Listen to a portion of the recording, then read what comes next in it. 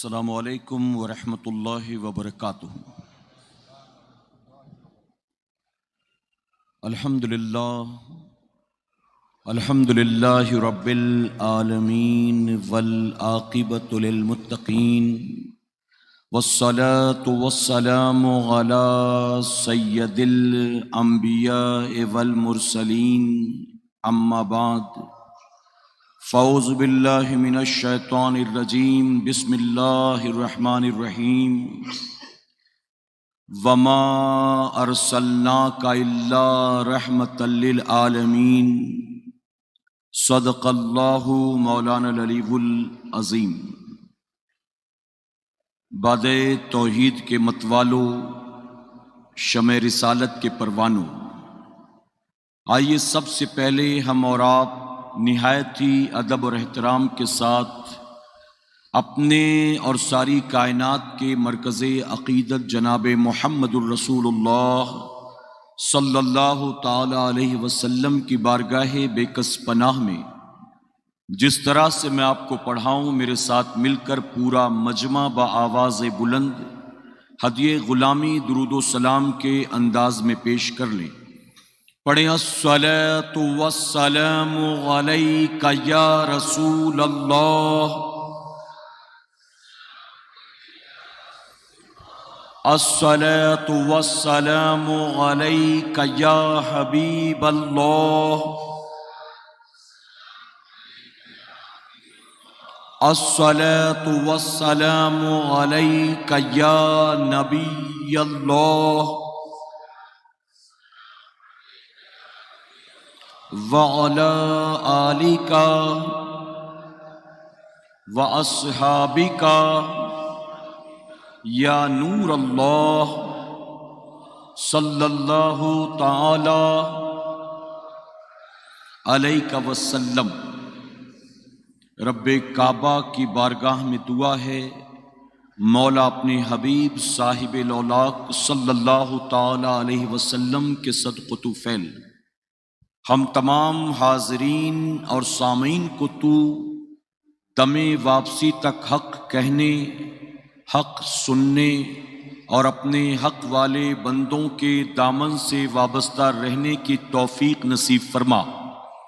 ساتھ ہی بارگاہ رب العزت میں دعا ہے میرے کریم، ہم گناہ گاروں سیاہ کاروں کو، ہمارے والدین کو، ہماری قیامت تک آنے والی تمام نسلوں کو اصحاب رسول اور آل رسول سے سچی پکی محبتوں کی توفیق نصیب فرما، اور ہمیں اپنے ان محبوبین کی محبتوں کا صلہ دنیا اور آخرت دونوں جہاں میں نصیب فرما۔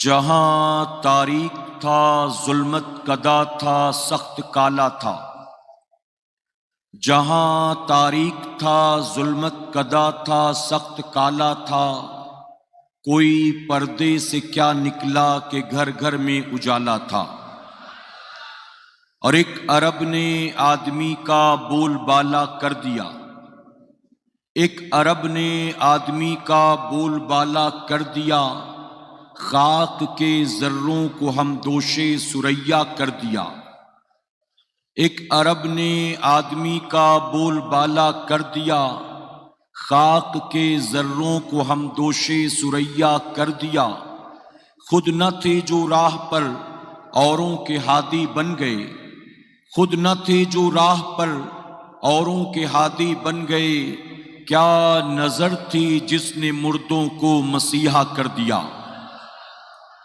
میرے پیارے آقا علیہ الصلاۃ والتسلیم کے پیارے دیوانوں، اللہ رب العزت کا بے پناہ کرم اور احسان کہ اس نے ہمیں اور آپ کو آج کی شب اس بابرکت محفل میں شرکت کی توفیق عطا فرمائی۔ میرا کریم محفل سجانے والوں کا سجانا اور ہمارا اور آپ کا یہاں آنا قبول فرمائے۔ میرے پیارے آقا علیہ الصلاۃ والتسلیم کے پیارے دیوانوں، ایک یونیک عنوان کے ساتھ آج اس محفل پاک کو سجایا گیا ہے۔ آپ نے ابھی مجھ سے پیشتر بہت ہی بہترین انداز میں انگریزی میں خطاب سماعت کیا، جس میں حضور اکرم صلی اللہ علیہ وسلم کے تعلق سے دنیا میں جو بڑے بڑے نان مسلم اسکالرز گزرے ہیں انہوں نے کیا کچھ کہا ہے آپ سن رہے تھے۔ میرے پیارے آقا علیہ الصلوۃ والتسلیم کے پیروانوں، میں نے جس آیت کریمہ کی تلاوت کا شرف حاصل کیا، اللہ رب العزت فرماتا ہے اس کا مفہوم، ہم نے تمہیں نہیں بھیجا لیکن تمام جہانوں کے لیے رحمت بنا کر۔ حضور اکرم صلی اللہ علیہ وسلم کو اللہ تبارک و تعالیٰ نے صرف ایک پرٹیکولر کنٹری کے لیے، ایک قبیلے کے لیے، ایک شہر یا ملک کے لیے نہیں بنایا، صرف چند افراد کے لیے یا خاص ریلیجن والوں کے لیے نہیں بنایا، بلکہ اللہ تبارک تعالیٰ نے اپنے محبوب صلی اللہ علیہ وسلم کو ساری کائنات کے لیے رحمت بنا کر بھیجا ہے۔ میرے پیارے آقا علیہ الصلوۃ والتسلیم کے پیروانوں، آج دنیا میں بہت سارے لوگ ایسے ہیں جو اسلام کو نہیں مانتے اور ساتھ ہی ساتھ وہ پیغمبر اسلام کی عظمت سے بھی ناشنا ہے۔ آپ دیکھ رہے ہیں کہ پوری دنیا میں ماحول اس وقت اسلام کے خلاف بنایا جا رہا ہے، جبکہ میں منبر رسول پر موجود ہوں اور اپنے ان علماء اور سادات اکرام کی موجودگی میں پوری ذمہ داری کے ساتھ یہ بات کہنا چاہوں گا کہ وہ لوگ جو آج حضور اکرم صلی اللہ علیہ وسلم سے دشمنی رکھتے ہیں یا میرے آقا صلی اللہ علیہ وسلم کی گستاخیاں کرتے ہیں، حقیقت میں اللہ رب العزت نے ان کی خاطر بھی اپنے محبوب کو رحمت بنا کر بھیجا ہے۔ ایسا نہیں ہے کہ حضور اکرم صلی اللہ علیہ وسلم صرف مسلمانوں کے لیے رحمت بن کر آئے یا حضور صرف مسلمانوں کے لیے نبی بن کر آئے، بلکہ اللہ نے اپنے حبیب کو ساری کائنات کے لیے رحمت بنا کر بھیجا اور اللہ نے تمام انسانوں کے لیے اپنے محبوب کو نبی بنا کر بھیجا ہے۔ وہ جو حضور کا کلمہ پڑھتے ہیں وہ بھی حضور کی امت میں ہیں، اور وہ جو حضور اکرم صلی اللہ علیہ وسلم کا کلمہ نہیں پڑھتے وہ بھی حضور کی امت میں ہیں۔ یعنی دنیا کے مشرکین یا یہودی ہو، عیسائی ہو، چاہے جس مذہب سے تعلق رکھتا ہو، ان سب کے لیے بھی اللہ نے اپنے حبیب کو نبی بنا کر بھیجا ہے۔ فرق صرف اتنا ہے کہ جنہوں نے حضور کی دعوت پر لبیک کہا یعنی کلمہ پڑھا وہ امت اجابت ہے، اور جنہوں نے حضور کی دعوت کو قبول نہیں کیا وہ امت دعوت ہے، لیکن سب کے سب حضور کی امت میں شامل۔ میرے پیارے آقا علیہ الصلوۃ والتسلیم کے پیروانوں، ایک امریکن ہسٹورین، ایک امریکن اسکالر گزرا ہے جس کا نام ہے Michael H Hart. Michael H Hart نے اس دور کے، یعنی یہ 1978 کے پہلے کی بات ہے، کچھ امریکہ کے ہسٹورینز کو جمع کیا، بڑے بڑے اسکالرز کو جمع کیا اور ایک ریسرچ شروع کی۔ اس نے کہا کہ دنیا میں بہت سی بڑی بڑی ہستیاں گزر چکی ہیں، ہمیں ان سب کو جمع کر کے ایک 100 لوگوں کی لسٹ بنانی ہے، اور پھر ہمیں یہ دیکھنا ہے کہ ان 100 لوگوں میں سب سے زیادہ گریٹسٹ کون ہے، سب سے زیادہ مہان کون ہے۔ آپ جانتے ہیں تقریباً 28 سال محنت کی گئی، ریسرچ کی گئی اس پر، کیونکہ 2-4 آدمی تو تھے نہیں، ہزاروں لوگوں کو دیکھنا تھا، ہزاروں لوگوں کی زندگی کا مطالعہ کرنا تھا۔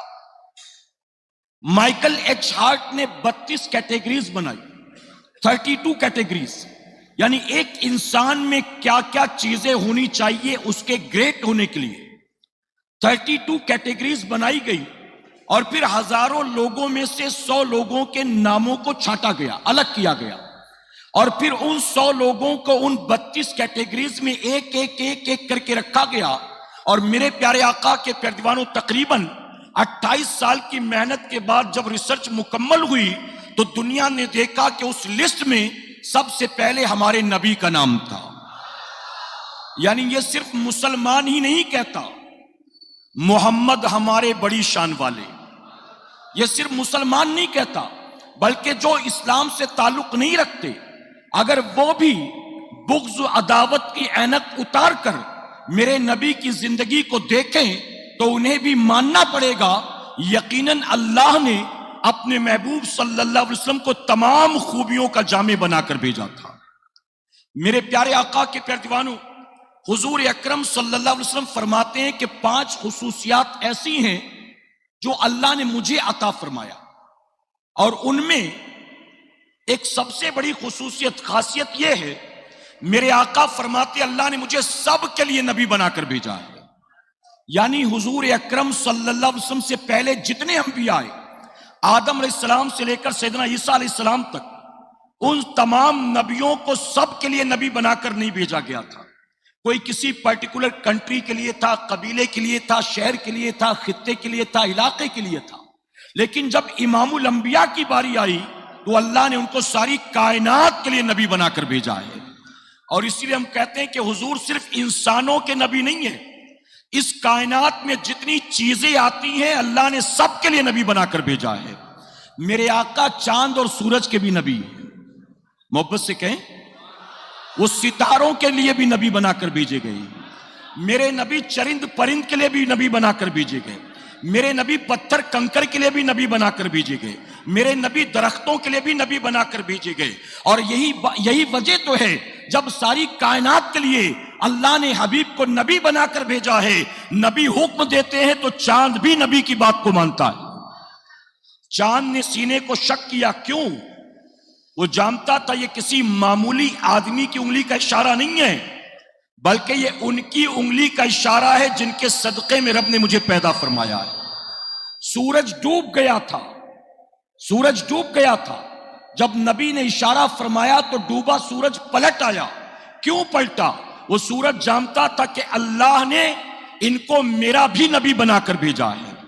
نبی کے حکم پر کنکریاں کلمہ پڑتی ہیں، نبی کے حکم پر درخت زمین کو چیرتے ہوئے دائیں بائیں ہوتے ہیں، نبی کے حکم پر آپ دیکھیں کہ پتھر بھی گواہی دیتا نظر آتا ہے۔ آخر وجہ کیا تھی؟ اللہ نے اپنے محبوب صلی اللہ علیہ وسلم کو ساری کائنات کے لیے نبی بنا کر بھیجا ہے۔ اسی لیے ہم کہتے ہیں کہ وہ لوگ جو حضور اکرم صلی اللہ علیہ وسلم کے بارے میں جانتے نہیں، اگر اپنی بھلائی چاہتے ہیں تو وہ حضور کو سٹڈی کرنے کی کوشش کریں۔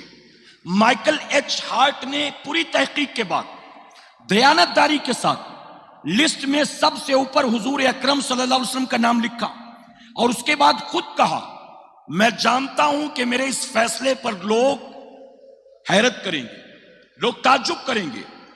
وہ کہتا ہے میں یہ بھی جانتا ہوں کہ میرے اس فیصلے سے سارے اتفاق رکھیں یہ بھی ضروری نہیں ہے، لیکن جو لوگ مجھ سے اختلاف کرتے ہیں میں انہیں دعوت دیتا ہوں۔ مائیکل ایچ ہارٹ نے کہا کہ جن لوگوں کو میرے فیصلے سے اختلاف ہے میں ان کو دعوت دیتا ہوں کہ تم بھی ایک بار پیغمبر رحمت جناب محمد رسول اللہ صلی اللہ علیہ وسلم کی زندگی کا مطالعہ کر کے دیکھ لو، تمہیں خود پتا چل جائے گا کہ لسٹ میں سب سے اوپر میں نے ان کا نام کیوں لکھا ہے۔ میرے پیارے آقا علیہ الصلوۃ والتسلیم کے پیارے دیوانوں، مائیکل ایچ ہارٹ لکھتا ہے کہ ہی از not just a religious leader، وہ صرف ایک مذہب کے لیڈر نہیں ہے بلکہ اللہ نے ان کو سب کے لیے آئیڈیل بنا کر بھیجا ہے۔ آپ سن رہے تھے نا، جیسے کون سی خوبی ہے جو اللہ نے اپنے حبیب کو نہیں عطا فرمایا ہے، تمام خوبیوں کا جامع بنا کر بھیجا ہے۔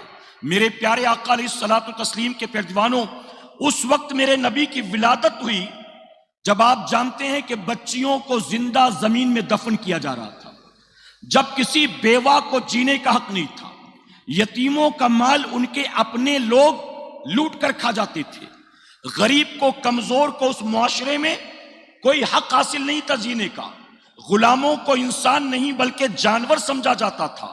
ایسے ماحول میں میرے آقا پیدا ہوئے، اور پیدا ہونے کے بعد میرے نبی نے مشن چلایا ہے۔ کون سا مشن ہے؟ بچیوں کے قتل کے خلاف سب سے پہلے میرے نبی نے آواز اٹھایا ہے، اور بلکہ نبی نے صرف یہ نہیں کہا کہ انہیں قتل نہ کرو، بلکہ بیٹی کا باپ ہونے پر نبی نے جنت کی ضمانت دی ہے۔ بیٹیوں کا باپ ہونے پر نبی نے جنت کی ضمانت دی۔ غلاموں کو آزاد، تم سے کوئی گناہ ہو جائے کفارے کے طور پر غلاموں کو آزاد کر دو۔ میرے نبی نے بیواؤں کے حق کی بات کی۔ آج وہ لوگ جو اسلام سے تعلق نہیں رکھتے، چاہے وہ دلی میں بیٹھی خبیثہ ہو چاہے وہ آپ کے تلنگانہ کا کوئی بدبخت بھونکنے والا کتا ہو. حضور اکرم صلی اللہ علیہ وسلم کی شان میں جو بے ادبی اور گستاخی کرتے، میں ذمہ داری کے ساتھ کہنا چاہتا ہوں، لوگوں کو بدظن کرنے کے لیے بار بار یہ کہتے ہیں کہ تمہارے نبی نے اتنی عمر میں اتنی چھوٹی عمر کی بچی سے شادی کی، تمہارے نبی نے 6 سال یا 9 سال کی عائشہ سے نکاح کیا، اور یہ تمہاری کتابوں میں موجود ہے. میں کہتا ہوں ظالموں، تمہیں صرف میرے نبی کے 11 نکاح میں ایک ہی نکاح نظر آتا ہے. ارے میرے آقا نے ماں عائشہ صدیقہ رضی اللہ تعالیٰ سے نکاح کیا.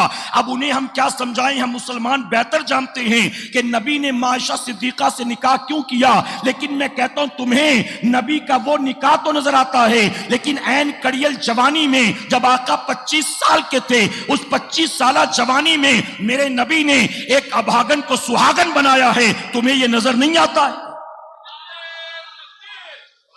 حضرت خدیجہ رضی اللہ تعالیٰ عنہ آپ 2 مرتبہ بیوہ ہو چکی تھی. سنا ہوگا آپ نے، حضرت خدیجہ رضی اللہ تعالیٰ عنہ 2 مرتبہ بیوہ ہو چکی تھی اور شادی کا ارادہ ترک کر دیا تھا. اب مجھے شادی نہیں کرنا. عمر تھی 40 سال کی. ایسے معاشرے میں جہاں بیواؤں کو سر اٹھا کر جینے کا حق نہیں تھا، بیواؤں کو شادی بیاہ میں شرکت کا حق نہیں تھا، اس ماحول میں میرے نبی نے اس ابھاگن کو سہاگن بنا دیا ہے. اور میرے آقا نے نکاح کر کے حضرت خدیجہ رضی اللہ تعالیٰ عنہ کو قیامت تک آنے والی امت کی ماں بنا دیا ہے. تمہیں یہ نظر نہیں آتا ہے؟ صرف ایک پہلو. اس لیے ہم نہیں کہتے، مائیکل ایچ ہارٹ نے کہا تھا، جو کہ مسلمان نہیں تھا. اس نے کہا تھا تم اگر جاننا چاہتے ہو ان کی زندگی کو تو تم ان کی زندگی کا مطالعہ کرو، ان کی سیرت کو پڑھو. میرے پیارے آقا کے پیارے دیوانوں، مکے کے اس برے ماحول سے میرے نبی نکل کر غار ہیرا میں جاتے تھے اور کئی دن تک وہاں عبادت کرتے تھے. کیوں؟ اس کی وجہ کہ مکے میں جو کچھ اس وقت ہو رہا تھا میرے نبی سے وہ دیکھا نہیں جا رہا تھا. آقا کی برداشت کے باہر تھا تو ہٹ جاتے وہاں سے اور جا کر عبادت کرتے. اور جانتے اس وقت بھی میرے نبی کا حال کیا تھا؟ اللہ اکبر، میرے آقا نے ابھی اعلان نبوت نہیں فرمایا تھا، اس وقت بھی مکے کے مشرکین نبی کو صادق اور امین کہہ کے بلایا کرتے تھے. اگر کسی کو سفر پر جانا ہوتا تو اپنی امانتیں حضور کے حوالے کرتے. اگر آپس میں کسی کا لڑائی جھگڑا ہو جاتا تو فیصلہ کرنے کے لیے حضور کو بلایا کرتے تھے. حضور کو، یہ میں زمانے جاہلیت کی بات کر رہا ہوں، جب میرے نبی نے نبی ہونے کا اعلان نہیں فرمایا تھا. اس وقت بھی میرے پیارے آقا علیہ الصلوۃ والتسلیم کے پیارے دیوانوں، آپ نے سنا ہوگا ایک بڑھیا بازار میں آئی، خریداری کرتے کرتے اتنا سامان جمع کر لیا کہ اب اٹھانے کی طاقت نہیں تھی. آخر کار وہ تلاش کر رہی تھی کوئی مزدور مل جائے تو گھر تک پہنچا دے. حضور اکرم صلی اللہ علیہ وسلم کا قریب سے گزر ہوا، آپ نے دیکھا ایک مائی پریشان نظر آتی ہے. میرے آقا فرماتے مائی تو پریشان نظر آتی ہے، کیا بات ہے؟ تو بڑھیا کہتی ہے کہ بیٹا مزدور ڈھونڈ رہی ہوں، میں نے دھیرے دھیرے کر کے زیادہ سامان خرید لیا، اب یہ جھولے مجھ سے اٹھتے نہیں، میں تلاش کر رہی ہوں کوئی مزدور مل جائے تو مزدوری طے کر کے اسے گھر تک لے جاؤں. میرے آقا صلی اللہ علیہ وسلم فرماتے مائی اگر تیری اجازت ہو تو میں تیرا بوجھ اٹھا لوں، میں تیرا سامان اٹھا لوں. اس نے کہا بیٹا میں تو مزدور پہلے ہی ڈھونڈ رہی تھی، اگر تو اٹھانے کو تیار ہے تو بہتر ہے، جو بھی تیرا محنتانہ ہوگا دے دوں گی. میرے آقا صلی اللہ علیہ وسلم اس بڑھیا کا بوجھ اٹھاتے، وہ آگے آگے چلتی ہے اور چلتے چلتے راستے میں بات کرنا شروع کر دیتی ہے. جانتے ہو فرمایا گیا کہ کچھ دور چلنے کے بعد بڑھیا کہتی بیٹا بڑے اچھے بھلے مانوس معلوم دیتے ہو، میں تم کو ایک چونکہ عمر میں بڑی ہوں ایک نصیحت کرنا چاہتی ہوں. بیٹا ہمارے مکے میں ایک شخص آیا ہے جس کا نام محمد ہے صلی اللہ علیہ وسلم، وہ کسی نئے دین کی بات کرتا ہے، ہمارے معبودوں سے ہمیں ہٹانے کی کوشش کرتا ہے، اور میں نے سنا ہے کہ وہ کوئی جادوگر ہے، اس کی آواز میں اس کی باتوں میں ایسا جادو ہے کہ بھائی بھائی کا ساتھ چھوڑ دیتا ہے، بیٹا باپ کا ساتھ چھوڑ دیتا ہے، میاں بیوی میں جدائی پڑ جاتی ہے. یعنی لوگ اس کی باتوں میں آ کر اس کے مذہب کو قبول کر لیتے ہیں اور اپنے خونی خاندانی رشتوں کو بلا دیتے ہیں. اے بیٹا میں تجھے یہ نصیحت کرتی ہوں، تو کبھی اس محمد کے پاس مت جانا، اگر مل جائے تو اس کی بات مت سننا. اب وہ بڑھیا پورے راستے میرے نبی کو برا بھلا کہہ رہی ہے، اور ذرا دیکھیں کہ رحمت للعالمین آقا اس کا بوجھ اپنے کاندھے پر लादे हुए उसके पीछे पीछे मुस्कुराते हुए चल रहे हैं। थोड़ी देर के लिए अपने आप को यहां रखकर देखें आप, थोड़ी देर के लिए। आज 18, 20, 22 साल के जवान बेटे को अगर बूढ़ा बाप चंद जुमले कह दे तो बेटा बर्दाश्त नहीं कर पाता है। मां अगर कोई बात कह दे तो आज की 20, 22 साल की बच्चियां बर्दाश्त नहीं कर पाती है, बल्कि कभी कभी तो यहां तक कह देते कि बस अब खामोश हो जाना, अब बर्दाश्त के बाहर हो गया। अपने बाप को यूं आंख दिखाते, धमकी देते, उंगली दिखाते। लेकिन कुर्बान मेरे नबी की अजमत पर, मेरे प्यारे आका अलैहिस्सलातु तस्लीम के पैरवानों, मैं पूरी जिम्मेदारी के साथ इस मिंबर रसूल से कहना चाहता हूं, आज जो इस्लाम के खिलाफ साजिशें रची जा रही हैं, ऐसे वक्त में हमारे और आपके लिए जरूरी है, जब इस्लाम मुखालिफ कुव्वतें अपना सर उठा रही हैं, सिर्फ FIR दर्ज कराने से काम नहीं होगा, सिर्फ धरना प्रदर्शन और प्रोटेस्ट से काम नहीं होगा। अगर चाहते हो कि लोगों के दिल में इस्लाम और पैगंबर इस्लाम की अजमत बैठ जाए, हमें अपने नबी की तालीमात की तरफ पलटना होगा, हमें अपने नबी की सीरत को समझना होगा, हमें अपने नबी के अखलाक और किरदार को अपनाना होगा।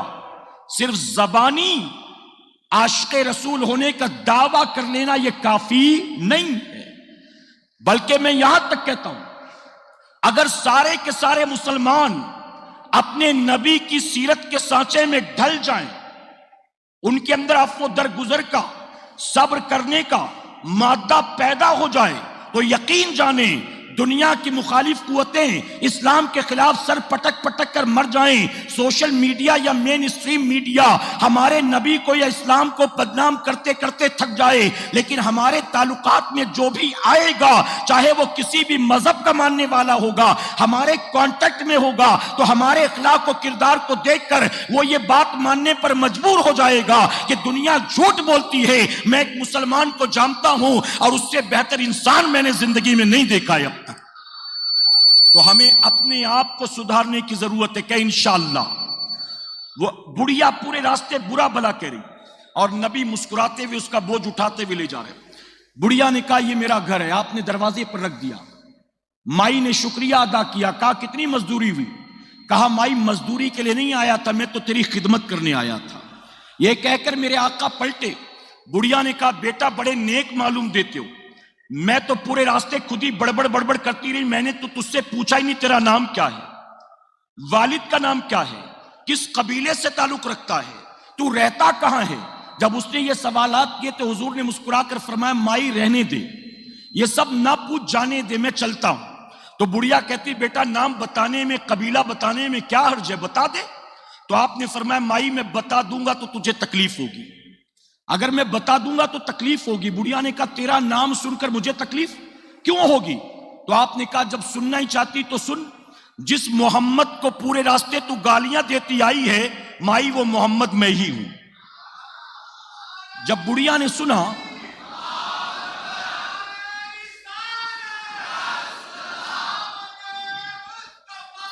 माई वो मोहम्मद मैं ही हूं, जब बुढ़िया सुनती है तो जानते हो क्या कहती है?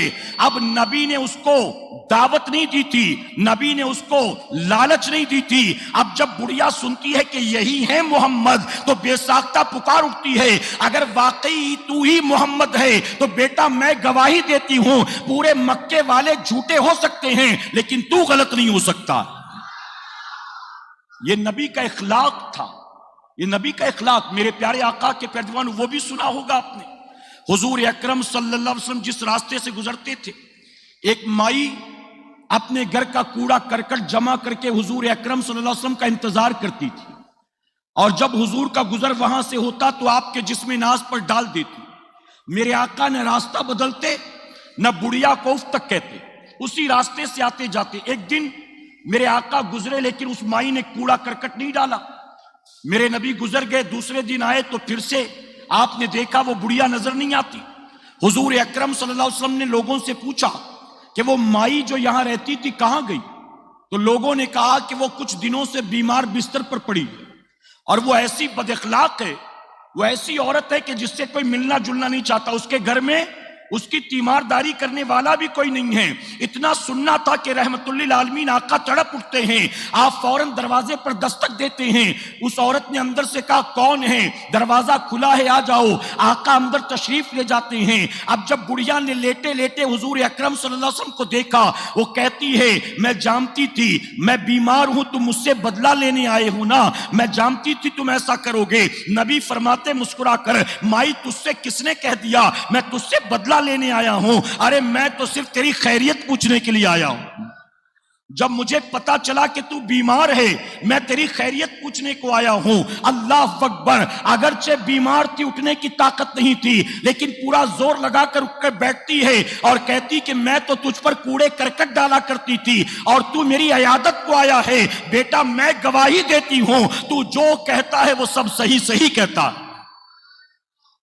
تیری باتیں غلط نہیں ہو سکتی. جس کا اخلاق ایسا ہو، جس کا کردار ایسا ہو. ذرا دیکھو، وہ 12-14 سال کا یہودی لڑکا میرے نبی کی محفل میں آ کر بیٹھتا تھا.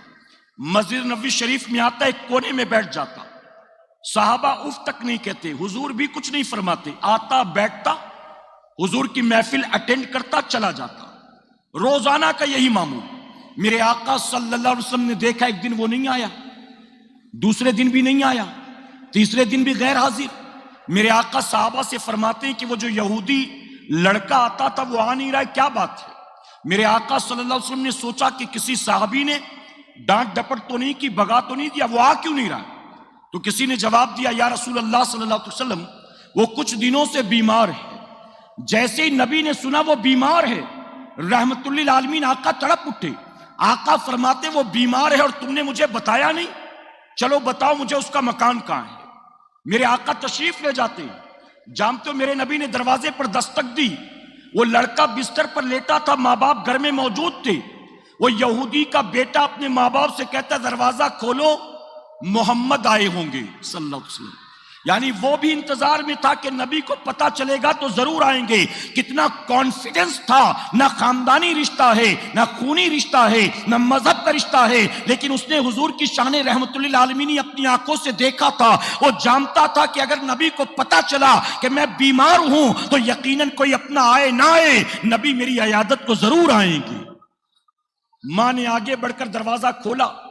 حضور کی نظر اس پر پڑی، مسکرائے. وہ بھی لیٹے لیٹے مسکرایا. میرے آقا قریب گئے، اس نے اٹھنے کی کوشش کی. حضور نے فرمایا تم لیٹے رہو. میرے آقا صلی اللہ علیہ وسلم اس کے سرہانے بیٹھتے ہیں، اس کے سر کو اپنے گود میں رکھتے ہیں، اس کے سر کو سہلانا شروع کرتے ہیں. اس یہودی بچے کی آنکھ سے آنسو جاری ہو گیا. نبی کریم صلی اللہ علیہ وسلم نے دیکھا اب اس کی زندگی زیادہ دن کی نہیں ہے. آقا نے کہا میں نے آج تک تم سے کچھ نہیں کہا تھا، لیکن آج میں تمہیں دعوت دیتا ہوں، اس سے پہلے کہ موت آئے تم کلمہ پڑھ لو. اب جب میرے نبی نے اس کو دعوت پیش کی، اس نے اپنے باپ کی طرف دیکھا ہے. آپ جانتے ہو باپ کی آنکھوں سے آنسو جاری ہو گیا. اس کے باپ نے کہا بیٹا آج نبی رحمت نے ہمارے گھر میں آ کر یہ بتا دیا کہ جتنا تیرا باپ تجھ سے محبت کرتا ہے اس سے زیادہ تو مسلمانوں کا نبی تجھ سے محبت کرتا ہے. بیٹا میں روکوں گا نہیں، تو کلمہ پڑھ لے. آپ جانتے ہو یہودی بچہ کیا کہتا ہے؟ وہ کہتا ہے یا رسول اللہ صلی اللہ علیہ وسلم جب بھی اپنے گھر سے نکلتا تھا نا آپ کی محفل میں آنے کے لیے تو پختہ ارادہ کر کے آتا تھا کہ آج مسلمان بن جاؤں گا، لیکن جیسے ہی محفل میں پہنچ کر سوچتا کلمے کے بارے میں تو کبھی ماں یاد آتی تھی، کبھی باپ یاد آتا تھا، کبھی خاندان یاد آتا تھا، کبھی گھر بار یاد آتا تھا. یہ ساری چیزیں رکاوٹ بن جاتی تھی اور میں کلمہ نہیں پڑھتا تھا، خالی لوٹ آتا تھا. لیکن آقا اب زندگی وفا کرے نہ کرے اب فوراً مجھے کلمہ پڑھا دیجئے. میرے آقا نے کلمہ پڑھایا ہے. آپ اس کے سر پر ہاتھ رکھ کر اس کے بالوں کو سہلا رہے تھے. اس کے جسم سے تھوڑی دیر کے بعد روح پرواز کر جاتی ہے. اب جیسے ہی اس کا انتقال ہوا میرے آقا کی آنکھوں سے آنسو جاری ہو گئے. میرے نبی اس کے گھر سے باہر نکلتے ہیں اور میرے آقا روتے ہوئے صحابہ سے یہ فرماتے ہیں اللہ کا بے پناہ کرم اور احسان ہو گیا، اللہ نے میری وجہ سے اس یہودی بچے کو جہنم میں جانے سے بچا لیا. یعنی اگر میں نہ آتا تو یہ تو جہنم میں جلایا جاتا. اب اس نے کلمہ پڑھا، کوئی نماز اب تک نہیں پڑھی، رمضان شریف کا نہ مہینہ ملا نہ روزہ رکھا، صرف کلمہ پڑھا ہے اور کلمے کی بنیاد اللہ تبارک تعالیٰ نے اس کو جنت میں داخل فرما دیا ہے. میرے پیارے آقا کے پیروانوں، تو رب نے اپنے محبوب صلی اللہ علیہ وسلم کو ساری کائنات کے لیے رحمت بنا کر بھیجا ہے۔ آپ جانتے تاریخ کا بڑا مشہور واقعہ ہے، میرے آقا صلی اللہ علیہ وسلم ایک مرتبہ مکے کی گلیوں سے گزر رہے تھے۔ ابھی آپ نے اعلان نبوت نہیں فرمایا تھا، آپ مکے کی گلیوں سے رات کے اندھیرے میں گزر رہے تھے۔ آپ کو کسی شخص کے رونے کی آواز سنائی تھی، جس طرف سے آواز آتی تھی میرے آقا اس طرف کھینچے ہوئے چلے گئے۔ آپ نے جا کر دیکھا تو یہ پایا کہ کالا کلوٹا حبشی غلام چکی پیس رہا ہے اور ساتھ ہی ساتھ آنکھوں سے آنسو بھی جاری ہے۔ میرے آقا اس کے قریب جاتے ہیں اور جا کر فرماتے ہیں کہ تم رو کیوں رہے ہو؟ تو رو رو کر اپنا دکھڑا سناتا ہے، کہتا ہے کہ دراصل بات یہ ہے، میں جس شخص کا غلام ہوں وہ میرا آقا مجھے انسان نہیں بلکہ مشین سمجھتا ہے، دن بھر مجھ سے اپنی خدمت کرواتا ہے اور جب رات ہوتی ہے خود کھا پی کر سو جاتا ہے، لیکن میرے لیے یہ اناج کی بوریاں رکھ دیتا ہے اور کہتا ہے صبح ہونے سے پہلے یہ سارے اناج پیس کر رکھنا، اور اگر تو نے کام مکمل نہ کیا تو تجھے کوڑے لگائے جائیں گے۔ وہ کہتا ہے میں بھی تو انسان ہوں، مجھے بھی تو نیند آتی ہے، مجھے بھی تو بھوک لگتی ہے، میرا جسم بھی تو تھکتا ہے، میں بھی رات کو تھوڑی دیر سونا چاہتا ہوں، لیکن میرا آقا یہ سب کچھ نہیں سمجھتا ہے، وہ تو مجھے انسان ہی نہیں مانتا، میں اپنی قسمت پر رو رہا ہوں۔ اب جب اس نے اپنی کہانی بیان کی تو جانتے میرے نبی کیا فرماتے ہیں؟ آقا فرماتے ہیں میں تمہیں آزاد تو نہیں کرا سکتا، ہاں لیکن میں تمہاری اتنی مدد ضرور کر سکتا ہوں کہ تم تھوڑی دیر کے لیے آرام کر لو، جب تک تم سو گے تمہارے حصے کی چکی میں پیس دیتا ہوں۔ اس نے کہا اتنا بھی کوئی میری مدد کر دے تو وہی کافی ہے، اتنا بھی کوئی میری مدد کر دے تو وہی کافی۔ اب حضور اکرم صلی اللہ علیہ وسلم نے اس کو سلایا، آپ نے چکی پیسنی شروع کی۔ کافی وقت گزر گیا، جب سورج کی شعاعیں اس کے چہرے پر پڑی اس کی آنکھ کھلی، اس نے دیکھا کہ اجالا ہو گیا، گھبرا گیا کہ اب تو دن کا اجالا ہو گیا، میں رات سو گیا، غفلت میں کام پورا نہیں ہوا ہوگا، میرے آقا کو پتا چلا تو مجھے کوڑے لگائے گا۔ اب وہ جلدی جلدی اٹھا اور دیکھنے لگا تو دیکھ کر حیران رہ گیا کہ رات اسے سلانے والا جانے سے پہلے وہ ساری بوریوں کے اناج جو ہے وہ پیس کر چلا گیا تھا، وہ سارا پیس کر چلا گیا تھا۔ اب دوسری رات آئی، میرے نبی پھر تشریف لاتے، آقا نے فرمایا تھوڑی دیر تم آرام کر لو، میں تمہارے حصے کا یہ آٹا پیس دیتا ہوں۔ وہ سو گیا، حضور نے اس کا کام مکمل کیا۔ تیسری رات، چوتھی رات، پانچویں رات، حتیٰ کہ مکہ معظمہ میں وہ دن بھی آتا ہے جب اللہ کے حکم پر میرے آقا نے نبی ہونے کا اعلان فرما دیا ہے۔ جب آقا نے نبی ہونے کا اعلان فرمایا، اس غلام تک بھی خبر پہنچی، اس کے دل میں جستجو پیدا ہوئی، میں بھی تو ذرا دیکھوں وہ کون ہے۔ تلاش کرتا کرتا کرتا وہ پہنچا حضور کی بارگاہ میں۔ وہ حضور کو جانتا نہیں تھا، پہچانتا نہیں تھا، اسے حضور کے بارے میں کچھ معلومات نہیں تھی۔ اب جیسے ہی پہنچتا ہے اور لوگوں سے پتا چلتا ہے کہ اسی شخص نے نبی ہونے کا دعویٰ کیا ہے، حضور کے چہرے وضحا کو دیکھتا ہے اور بے ساختہ پکار اٹھتا ہے، اگر واقعی اسی نے نبی ہونے کا دعویٰ کیا ہے تو اے مکے والوں سن لو، میں گواہی دیتا ہوں یہ آدمی جھوٹا نہیں ہو سکتا ہے، واقعی سے اللہ نے نبی بنا کر بھیجا ہوگا۔ یہ مجھے جانتا نہیں تھا، پہچانتا نہیں تھا، ہر رات آ کر میرے حصے کا کام کر جاتا تھا، یہ کوئی اور لوگ نہیں کر سکتے، یہ واقعی نبی ہوگا۔ اور وہ کلمہ پڑھ کر مسلمان بن گیا، اور جانتے ہو وہ مسلمان بننے والا کوئی اور نہیں جو کل تک امیہ کا غلام تھا، نبی نے اس کو قیامت تک کے لیے مسلمانوں کا امام بنا دیا ہے۔ اسلام کے پہلے مؤذن جناب حضرت بلال رضی اللہ عنہ تھے۔ یہ حضرت بلال کی کہانی ہے۔ میرے پیارے آقا علیہ الصلوۃ والتسلیم کے پیروانوں کتنی کہانیاں سنائی جائے۔ آپ جانتے ایک شخص حضور اکرم صلی اللہ علیہ وسلم آرام فرما رہے تھے، اس نے دیکھا کہ آرام کرنے دشمنی میں آیا، حضور ہی کی تلوار کو اٹھایا اور اٹھانے کے بعد حضور کے قتل کا ارادہ کیا۔ میرے آقا صلی اللہ علیہ وسلم کی آنکھ کھل گئی۔ جب میرے نبی کی آنکھ کھلی تو دشمن نے حضور سے فرمایا اے محمد صلی اللہ علیہ وسلم، اب میری تلوار سے تمہیں کون بچائے گا؟ میرے آقا نے صرف ایک لفظ کہا، اللہ۔ اس نے کہا میری تلوار سے تمہاری تلوار سے تمہیں قتل کرنے چلا ہوں، اب تمہیں کون بچائے گا؟ نبی نے فرمایا اللہ۔ یہ سن کر ایسی ہیبت طاری ہوئی، وہ کانپنے لگا، اس کے ہاتھوں سے تلوار نیچے گر گئی۔ اب نبی نے تلوار کو اٹھایا اور فرمایا کہ بتا اب میری تلوار سے تجھے کون بچائے گا؟ اب میری تلوار سے تجھے کون بچائے گا؟ وہ کہتا ہے آپ کی تلوار سے آپ ہی مجھے بچانے والے۔ میرے آقا فرماتے جا میں نے تجھے معاف کر دیا۔ اللہ، کہیں کوئی ہے ایسا تو لے آؤ، کہیں کوئی ایک ایسا ہو تو لے آؤ۔ آج تو بیٹا باپ کی بات سننے کو تیار نہیں، چھوٹا بھائی بڑے بھائی کا احترام کرنے کو تیار نہیں، میاں بیوی میں نہیں بنتی، پڑوسی پڑوسی میں نہیں بنتی۔ اے سرکار مدینہ کے پیروانوں، ہم نے تو کئی مسلمانوں کی زبان سے یہ کئی بار سنا ہے، مسلمان باقاعدہ یہ مجبوراً کہتا ہے ایک بار غیر پر بھروسہ کر سکتے ہو لیکن مسلمان پر بھروسہ نہیں کیا جا سکتا۔ یہ ہمارے اخلاق و کردار کی گراوٹ ہے۔ جب دنیا اسلام کے خلاف سازشیں رچ رہی ہے، اسلام کو، پیغمبر اسلام کو بدنام کرنے کی کوشش کی جا رہی ہے، ایسے میں ہمارا اور آپ کا حال کیا؟ ذرا سوچیں۔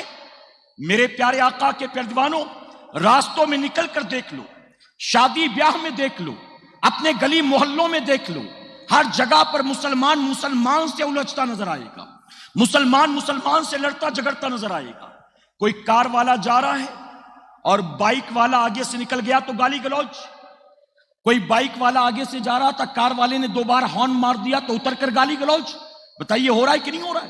اس لیے میں کبھی کبھی کہتا ہوں مسلمان بہت شیر ہے، مسلمان بہت طاقتور ہے، لیکن مسلمان کے مقابلے میں اپنا کوئی بھائی آ جائے تو دیکھو پھر تیور، غصہ۔ میرے نبی نے جو صحابہ کو تعلیم دی جانتے وہ کیا ہے؟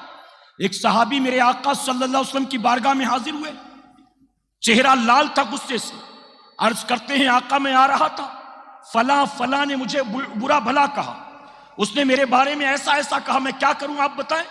میرے نبی فرماتے صبر سے کام لو۔ آقا فرماتے صبر کرو، خاموش رہے، کچھ جواب نہیں دیا۔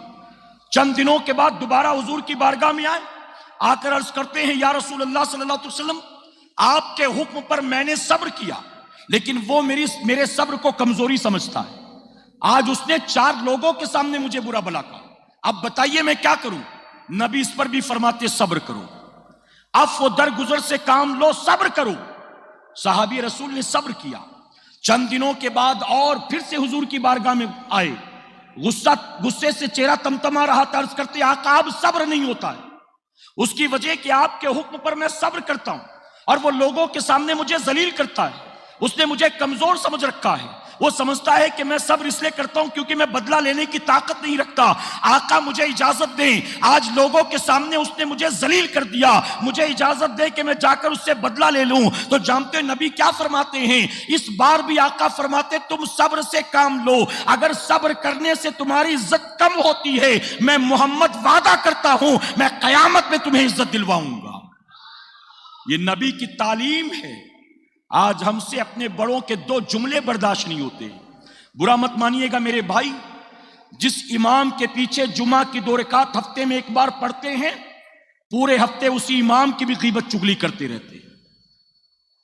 لوگ محفلوں میں آتے تقریریں سنتے ہیں اور پھر جانے کے بعد تقریروں کے بھی آپریشن کرنا شروع کر دیتے، ایسا بولے ویسا بولے، ایسا نہیں بولنا چاہیے تھا، یہ انہوں نے بولا میری سمجھ میں نہیں آیا۔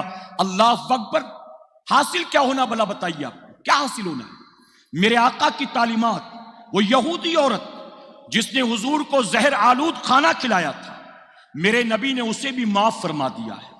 وہ یہودی شخص جس نے میرے آقا پر جادو کیا تھا اور وحی کے ذریعے اللہ نے اپنے محبوب کو اس بات کی خبر دی، نبی کو معلوم ہوا کہ فلاں شخص نے مجھ پر جادو کیا، لیکن میرے نبی نے اسے بھی معاف فرما دیا ہے۔ آپ نے سنا ہوگا طائف کے بازار میں جب میرے آقا دین کی دعوت دینے پہنچے تھے تو طائف والوں نے حضور کے ساتھ کیا سلوک کیا تھا؟ طائف والوں نے شریر بچوں کو حضور کے پیچھے لگا دیا، اپنے ہاتھوں میں پتھر لے کر وہ حضور اکرم صلی اللہ علیہ وسلم کے جسم ناز پر مارا کرتے تھے۔ حدیث مبارکہ میں آتا ہے کہ میرے آقا پر اتنے پتھر برسائے گئے، اتنے پتھر برسائے گئے ہیں، آپ کی نالین شریف آپ کے خون سے بھر گئی تھی، اتنا لہو لہان کر دیا ظالموں نے۔ جبرائیل علیہ السلام اللہ کے حکم سے حضور کی بارگاہ میں حاضر آتے ہیں، عرض کرتے ہیں آقا اللہ تبارک تعالیٰ نے ان فرشتوں کو میرے ساتھ بھیجا ہے، آج طائف والوں نے آپ کے ساتھ اچھا نہیں کیا، اگر آپ حکم دے دیں تو یہ فرشتے طائف کے دائیں بائیں جو پہاڑ ہیں ان پہاڑوں کو آپس میں ملا دیں گے اور طائف والوں کو ان کی کرنی کی سزا مل جائے گی. آپ کی زبان ہلے گی اور طائف والوں کا کام تمام ہو جائے گا. آقا حکم دے تاکہ طائف والوں کو سزا دی جائے. تو میرے نبی نے اس موقع پر کیا فرمایا تھا؟ جبرائیل، اللہ نے مجھے لوگوں کے لیے زحمت نہیں رحمت بنا کر بھیجا ہے. اے جبرائیل، یہ طائف والے مجھے نہیں پہچانتے، لیکن وہ وقت ضرور آئے گا ان کی نسلیں اسلام میں داخل ہوں گی. آج جانتے ہو پوری دنیا میں اسلام کو بدنام کرنے کی جو سازش رچی جا رہی، اس کا سب سے بڑا ریزن کیا ہے؟ توجہ ہے آپ کی؟ اس کا سب سے بڑا ریزن کیا ہے؟ ہزارہ مخالفت کے باوجود پوری دنیا میں سب سے زیادہ تیزی سے پھیلنے والا کوئی مذہب ہے تو اسلام. محبت سے کہیں، ہزارہ مخالفت کے باوجود پوری دنیا میں سب سے زیادہ تیزی سے پھیلنے والا مذہب اسلام ہے. اور یہ اسلام مخالف قوتیں ڈری ہوئی ہیں. اور آپ کو سن کر تعجب ہوگا، یہ اسلام قبول کرنے والے جوہلا نہیں ہیں. امریکہ کا پڑھا لکھا آدمی اسلام قبول کر رہا ہے. لندن کے اسکالرز اسلام قبول کر رہے ہیں. مجھے صحیح طور پر بھی ذہن میں نہیں آ رہا ہے، میں نے تقریباً 8 یا 10 سال پہلے ایک CNBC یا CNN کی رپورٹ دیکھی تھی. آپ کو سن کر تعجب ہوگا، دل باغ باغ ہو جائے گا. اس رپورٹ کے مطابق جانتے انہوں نے کیا کہا؟ اے سرکار مدینہ کے پیروانوں، ان کے سروے سے یہ نتیجہ برآمد ہوا تھا، آج بھی ہر 1 گھنٹے میں پوری دنیا میں تقریباً 32 لوگ مسلمان بن رہے ہیں. ہر 1 گھنٹے میں اگر 32 لوگ کلمہ پڑھ رہے ہیں تو 24 گھنٹے میں کتنے بن رہے ہوں گے؟ ہفتے بھر میں کتنے؟ مہینے بھر میں کتنے؟ یہ اسلام مخالف قوتیں جو اسلام کو بدنام کر رہی ہیں، اس کی وجہ یہ ہے کہ اسلام پر الزامات نہیں لگائیں گے، نبی کے کیریکٹر پر انگلی نہیں اٹھائیں گے، تو انہیں اس بات کا ڈر ہے اسلام وہ حق مذہب ہے جو سر چڑھ کر بولے گا. اور انہیں خطرہ ہے اس بات کا کہ کہیں اگر ہم نے آج اسلام کو بدنام نہ کیا، اپنی نسلوں کے دل میں اسلام کے لیے نفرت پیدا نہ کی، تو ہمارے مرنے کے بعد ہماری نسلیں بھی کہیں مسلمان نہ بن جائیں. اس لیے اسلام کو بدنام کرنے کی کوشش کی جا رہی ہے. لیکن یاد رکھنا، جھوٹ کا ڈھول ایک دن پھٹتا ضرور ہے، اور سچ وہ ہے جو ہمیشہ سر چڑھ کر بولتا ہے. اسلام پوری دنیا میں تیزی سے پھیل رہا ہے تو ہماری تقریروں کے ذریعے نہیں، کسی کی تبلیغ اور چلت فرت کی بنیاد نہیں. اسلام اگر پوری دنیا میں پھیل رہا ہے تو اپنی حقانیت کی بنیاد پھیل رہا ہے. آپ جانتے ہیں حضرت بایزید بسطامی رحمت اللہ علیہ کا زمانہ ہے. بہت غور سے سنیے گا اور میری قوم کے جوانوں اپنا علاج کرنے کی کوشش کریے گا. آپ کے حیدرآباد کی سرزمین یہ پڑھے لکھوں کی سرزمین ہے، یہ ادب کی سرزمین ہے، یہ اولیاء صوفیہ کی سرزمین ہے، یہ بڑے بڑے علماء کی سرزمین ہے. ارے یہ شرم و حیا اور پردے کی سرزمین ہے. لیکن آج ہمارے حیدرآباد میں کیا ہو رہا؟ مسلمان بچیاں بوائے فرینڈ کے ساتھ پکنک اسپاٹ پر، لور پوائنٹ میں، مال میں، تھیٹر میں، بلکہ اب تو حال یہ ہے آپ کے شہر حیدرآباد کا، موبائل ایپ کے ذریعے نوجوان لڑکے 1 گھنٹے کے لیے ہوٹل کے کمرے بک کرتے ہیں اور کسی برقعے والی کو وہاں لے کر جاتے ہیں. آپ ذرا سوچیں، جب ایک مسلمان اس حد تک گرے گا، کیا اللہ اس کو عزت عطا فرمائے گا؟ کیا اللہ اس کو سربلندی عطا کرے گا؟ میرے پیارے آقا کے پیروانوں، جب میں ٹک ٹاک پر ویڈیو دیکھتا ہوں غیرت آتی ہے. آپ کے شہر کی مسلمان بچیاں باقاعدہ برقع پہن کے اس پر ناچ رہی ہوتی ہیں. آپ نے دیکھا ہے کہ نہیں دیکھا ایسے مناظر؟ بتائیے کہاں تک ہم گریں گے؟ کہاں تک گریں گے؟ اور اس کے باوجود ہم کہتے ہیں کہ لوگ یہ کہہ رہے وہ کہہ رہے. یاد رکھنا، صرف فرانس کے پروڈکٹ کا بائیکاٹ کرنے سے کام نہیں چلے گا، صرف اسرائیل کی سوشل میڈیا پر مذمت کرنے سے کام نہیں چلے گا، صرف دشمنان اسلام کے خلاف FIR درج کرانے سے کام نہیں چلے گا. اگر چاہتے ہو کہ لوگوں کے دل میں اسلام کی عظمت و محبت پیدا ہو تو سب سے پہلے اپنے آپ کو نبی کی سیرت کے سانچے میں ڈھالنا ہوگا. اپنے اخلاق کا علاج کرو، اپنے کردار کا علاج کرو، اپنے معاملات کا علاج کرو. اسی ہندوستان کی تاریخ اٹھا کر دیکھ لو، علماء موجود ہیں. جب کوئی غیر مسلم کاروبار کے سلسلے میں کہیں سفر پر جاتا تھا تو پڑوس میں رہنے والے اپنے مسلمان بھائی کو اپنے گھر کا ضامن بنا کر جاتا تھا. وہ جانتا تھا، وہ کہتا تھا کہ میں جا رہا ہوں، آنے میں وقت لگے گا، میری غیر موجودگی میں میرے گھر کی حفاظت کرنا، میرے بیوی بچوں کی حفاظت کرنا، اور مطمئن ہو کر جاتا تھا. وہ جانتا تھا میں نے کسی اور کو اپنے گھر کی ضمانت نہیں دی ہے، میں نے ایک مسلمان کو میں نے مسلمان کے حوالے اپنا گھر بار اور بیوی بچے کیے ہیں. اور مسلمان اتنا دیانتدار و ایماندار ہوتا ہے، اپنی جان پر تو کھیل سکتا ہے لیکن میرے بیوی بچوں پر آنچ نہیں آنے دے گا. یہ کل کی تاریخ ایسی ہندوستان کی. لیکن آج مسلمان پر بھروسہ کرنے کو تیار نہیں ہے. بوڑھے باپ کا انتقال ہوتا ہے، بڑا بھائی سب کچھ دبا کر بیٹھ جاتا ہے، نہ بہنوں کا حق نہ چھوٹے بھائیوں کا حق. یہ مسلمان کی گراوٹ نہیں تو اور کیا ہے. حضرت بایزید بسطامی رحمت اللہ علیہ کا زمانہ ہے. ایک مسلمان نے کسی یہودی سے کہا تو میرا بہت پرانا دوست ہے، میں آج تجھے اسلام کی دعوت دیتا ہوں، تو اسلام کے بارے میں بہت معلومات رکھتا ہے، تعریف بھی کرتا ہے، میں دعوت دیتا ہوں کہ تو اسلام قبول کر لے. تو جانتے اس یہودی نے کیا کہا تھا؟ یہودی نے کہا تھا تو مجھے کون سے اسلام کی دعوت دے رہا ہے؟ کون سے اسلام کی؟ مسلمان حیران، کہتا کون سا اسلام؟ مطلب اسلام تو ایک ہی ہے. اس نے کہا نہیں، میں نے تو دو اسلام دیکھا ہے، ایک تیرا اسلام ہے اور ایک بایزید بسطامی کا اسلام ہے. تو کون سے اسلام کی دعوت دیتا ہے؟ مسلمان سمجھ گیا کہ یہ کیا کہنا چاہتا ہے. اس نے کہا کہ میرا والا نہیں، بایزید بسطامی والا اسلام قبول کر لے. تو یہودی کہتا تو نے اپنے اسلام کی دعوت دی ہوتی میں ابھی منع کر دیتا، لیکن بایزید بسطامی کے اسلام کی بات کرتا میں غور کروں گا، میں اس کے بارے میں ضرور سوچوں گا آخر وجہ کیا تھی. مسلمان یہودی کے ساتھ تھا، اسی کے رنگ میں رنگ گیا تھا. مسلمان یہودی کے ساتھ اسی کی طرح کھاتا پیتا، اسی کی طرح لباس پہنتا، چلتا پھرتا تھا. اور وہ یہودی بایزید بسطامی کو دیکھتا، وہ جانتا تھا کہ عام مسلمان میں اور اس میں کتنا فرق ہے. نعرے تکبیر، نعرے رسالت. کھڑے ہو جائیں آپ ادب سے.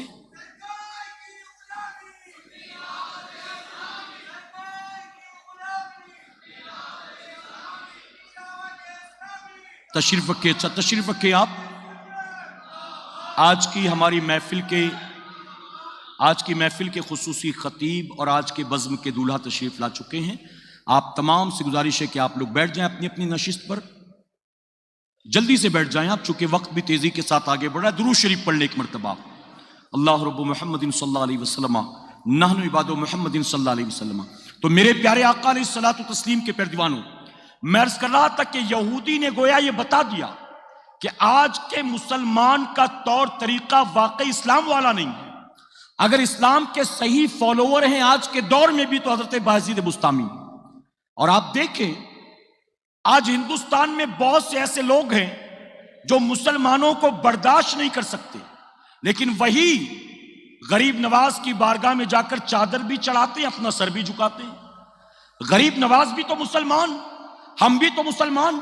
ہم زمین کے اوپر تجھے برداشت نہیں، وہ زمین کے نیچے ان کے ساتھ اتنی عقیدت و محبت، تو گویا وہ غیر مسلم بھی کہے گا کہ اسلام کی جو صحیح تعلیمات ہے اور پیغمبر اسلام کی جو صحیح سیرت پاک ہے اس پر آج کا مسلمان بھی عمل کرتا نظر نہیں آ رہا ہے. اس پر عمل کرنے والے تھے تو اولیاء اور صوفیاء اکرام ہوا کرتے تھے. ربیع الاول شریف کا مہینہ قریب، عید میلاد النبی صلی اللہ علیہ وسلم کی محفل پاک پورے شہر میں منعقد کی جائیں گی. پورا شہر دلہن کی طرح سجایا جائے گا. لوگ اپنی اپنی حیثیت و شعور کے مطابق نبی کی میلاد منائیں گے. میں آپ تمام سے درخواست کرتا ہوں، یا توجہ دیں، میں آپ تمام سے درخواست کرتا ہوں اس سال حضور اکرم صلی اللہ علیہ وسلم کی میلاد پاک کے موقع پر تم اگر ہزاروں لاکھوں خرچ نہ کر سکو کوئی بات نہیں، کم سے کم اپنے نبی سے یہ وعدہ کر لینا کہ آقا اس سال میلاد منانے کا میرا انداز یہ ہے کہ آج کے بعد وعدہ کرتا ہوں جیوں گا تو آپ کی سنت کے مطابق اور مروں گا تو آپ کی رضا کے مطابق. اپنے اندر تبدیلی لائیں، اپنے اندر موجود خرابیوں کو دور کریں، اسلام کا خوبصورت اور صحیح چہرہ لوگوں کے سامنے اپنے اخلاق و کردار کے ذریعے پیش کرنے کی کوشش کریں. اللہ اپنی حبیب پاک کے صدقے ہمیں آپ کو سب کو کہنے سننے سے زیادہ عمل کی توفیق عطا فرمائے۔ درمیان گفتگو مجھ سے جانے انجانے میں کوئی غلطی خامی رہ گئی، آپ سب کو گواہ بنا کر سچے دل سے توبہ کرتا ہوں۔ رب میری توبہ قبول فرمائے اور ہماری محفل پاک کو میرا کریم قیامت میں ہمارے لیے، ہمارے والدین کے لیے بخشش